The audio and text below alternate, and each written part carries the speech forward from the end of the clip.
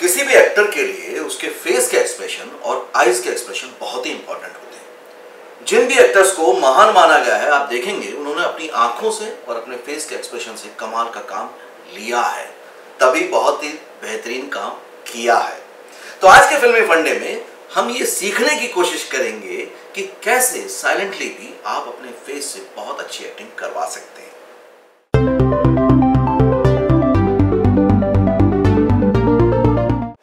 Welcome to फिल्मी फंडे joinfilms.com और मैं हूं वीरेंद्र राठौर और आज मैं बहुत ही एक्साइटेड हूं क्योंकि जो आज एक्सरसाइज मैं आपके साथ शेयर करने वाला हूं साइलेंट एक्सप्रेशन वाली, ये आपको कहीं भी किसी किताब में नहीं मिलेगी। इसके बारे में कहीं भी सिखाया नहीं जाता है। लेकिन अगेन आप मुझ पर विश्वास इसलिए कर सकते हैं क्योंकि हमेशा मैं आपसे वही शेयर करता हूं, वही बताता हूं जो कि या तो मैंने आजमाया है, अपनाया है या फिर मैंने किसी को करते हुए देखा है।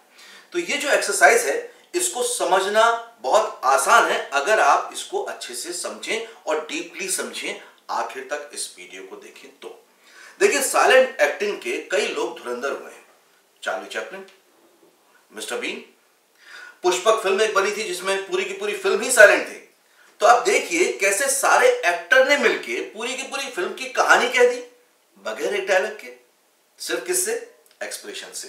एक्सप्रेशन उसमें फेस के थे, आंखों के थे, बॉडी लैंग्वेज भी थी।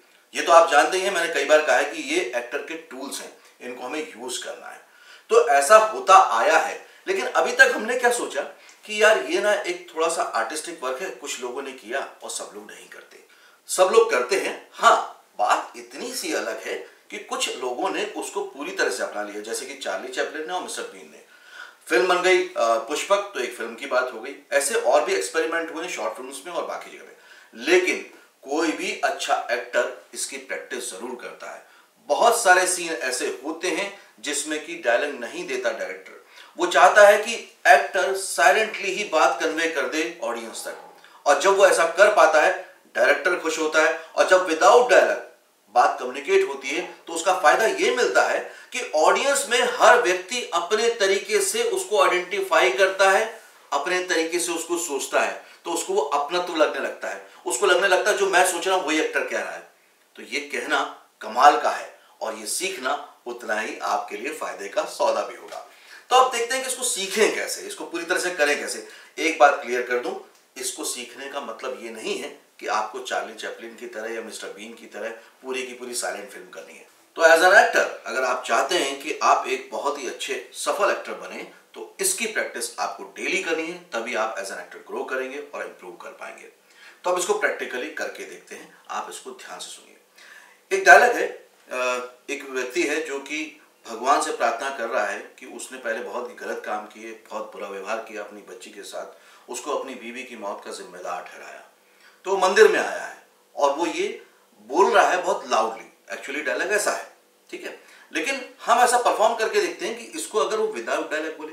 भाई, भगवान से अगर बातें कर रहा है तो मन में भी तो प्रार्थना कर सकता है, या मन से भी तो भगवान से कनेक्ट कर सकता है, लेकिन उसकी जो हाल होगा वो वैसे ही होगा जैसा डायलॉग के टाइम में, या उससे भी ज्यादा हो सकता है, क्योंकि अब वो बोल नहीं रहा है, वो सीधे कनेक्ट होके भगवान से बातें कर रहा है। तो वहां पे उसको शब्दों की जरूरत नहीं है, वहां पे भावनाएं काफी हैं। तो हम एक बार कोशिश करके देखते हैं कि इस डायलॉग को पहले मैं आपको एक बार ना बोल के बता देता हूं ताकि आप उसको आसानी से समझ पाए। ओके,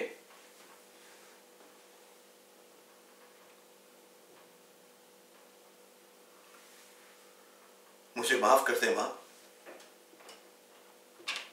मैंने एक बाप होते हुए भी अपनी मासूम सी बच्ची को अपने आप से जुदा रखा, उससे जिंदगी भर नफरत करता रहा, उसे अपनी पत्नी सिमरन की मौत का जिम्मेदार ठहराया। मुझे माफ कर दे मां, मुझे माफ कर दे। ओके, तो ये हमने विद डायलॉग किया, इसमें हमने शब्दों का, डायलॉग का सहारा लिया इस बात को कहने के लिए। अब हम कोशिश करते हैं कि इसी बात को बगैर शब्दों के, बगैर डायलॉग के अगर हम बोलेंगे तो हम कैसे बोल सकते हैं। ओके, इमोशन सेम ही है, सब कुछ सेम है, बस हम लोग डायलॉग का इस्तेमाल नहीं कर रहे। ओके, तो आप लोग भी प्रैक्टिस कीजिए, क्योंकि तभी मजा भी आएगा कि आप उधर से करने की प्रैक्टिस कर रहे होंगे, मैं इधर से करवाने की, तो एक सीखने का अच्छा सा माहौल बन जाएगा। ओके,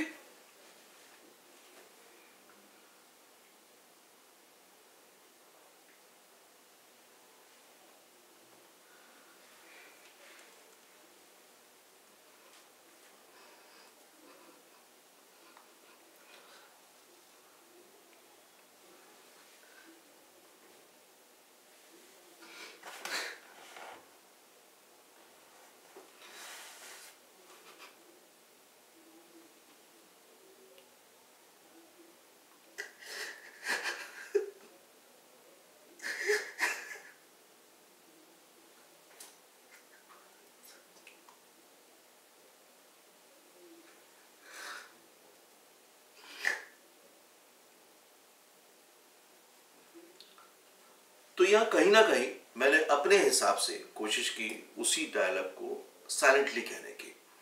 देखिए, ऐसा नहीं होगा कि हम बहुत ज्यादा बॉडी लैंग्वेज यूज करके हमेशा करना होगा, लेकिन ये प्रैक्टिस के लिए, ये आपके अंदर के एक्टर को डिस्कवर करने के लिए है कि वो बॉडी धीरे धीरे खुले, बॉडी माइंड का साथ देना शुरू करे, हमारी भावनाओं का साथ देना शुरू करे। अभी क्या होता है, आप नए हैं, है ना, अगर आप नए एक्टर तो होता क्या कि डायलॉग को फॉर्म में लाने की आप ज्यादा कोशिश करने लगते हैं कि इस डायलॉग को मैं ऐसे बोलूंगा, ऐसे पॉजेज लूंगा, ऐसे थ्रो करूंगा, तो उसमें आपकी जो नेचुरल एक्टिंग है, जो आपकी पर्सनैलिटी की एक्टिंग है, वो खो जाती है।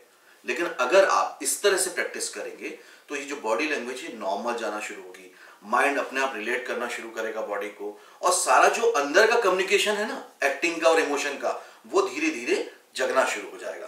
तो उसके बाद जब आप डायलॉग के साथ बोलेंगे तो अच्छा ही बोलेंगे, वो तो बहुत अच्छा हो ही जाएगा, क्योंकि डायलॉग का, शब्दों का, इमोशन का सपोर्ट मिल जाएगा। लेकिन आज हम बात कर रहे हैं कि कैसे हम बॉडी को कंट्रोल में लाएं, कैसे हम एक्सप्रेशंस को कंट्रोल में लाएं, कैसे हम अपने आईज के इमोशंस को, एक्सप्रेशंस को कंट्रोल में लाएं और फिर उसको ऑन कैमरा दिखा भी सके।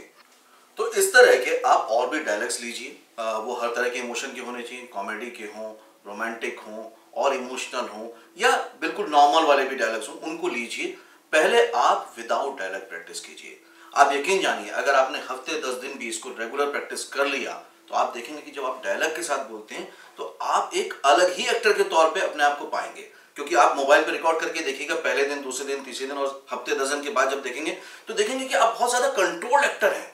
अब वो आप करेक्टर जैसे लगने लग गए हैं, क्योंकि बॉडी का अपना पंक्चुएशन, अपने पॉजेज, अपनी होल्डिंग सब एकदम कंट्रोल में आ चुकी है और अब उसको डायलॉग का भी सपोर्ट मिल गया है। देखिए, साइलेंट एक्टिंग हमने हमेशा से की है और हमेशा आपको इसकी फिल्मों में भी जरूरत पड़ेगी। याद कीजिए बचपन के वो दिन जब टीचर से आंखें बचा के हम लोग एक दूसरे से बातें करते थे, या फिर एग्जामिनेशन हॉल में कैसे ऑब्जेक्टिव पूछा करते थे, ए का बी 1 2 3, ये सारे के सारे जब एग्जाम के पेपर सॉल्व हो जाते थे इस बॉडी लैंग्वेज से, तो फिर एक एक्टर ऑन स्क्रीन क्या क्या सॉल्व नहीं कर सकता, बहुत कुछ कर सकता है।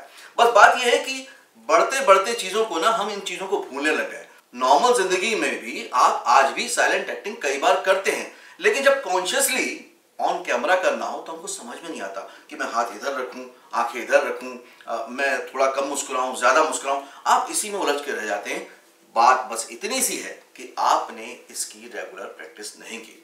मुझसे बहुत सारे लोग कहते थे कि आप कुछ एक्टिंग की एक्सरसाइजेज और टिप्स जो कि आप वर्कशॉप में या क्लासेस में करते हैं, कैमरा एक्टिंग क्लास में, वो हमसे शेयर कीजिए।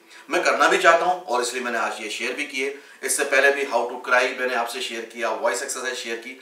देखिए, बहुत सारी चीजें मैं इसलिए शेयर नहीं कर पाता हूं कि वो इन पर्सन ना बताना ज्यादा अच्छा होता है और इफेक्टिव होता है, क्योंकि हर किसी एक्टर का ना अपना अपना एक लेवल है, वो उसकी अपनी अपनी कमजोरियां हैं, अपनी अपनी अच्छाइयां हैं, उनको देखते हुए जब हम सिखाते हैं तो ज्यादा अच्छे से सीख पाते हैं।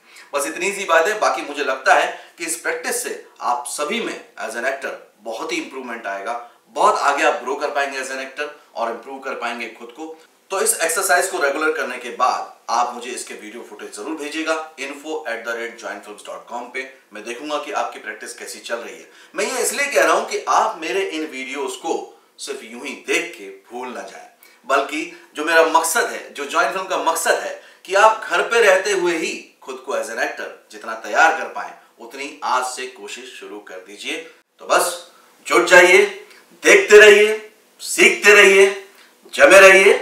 All the very best.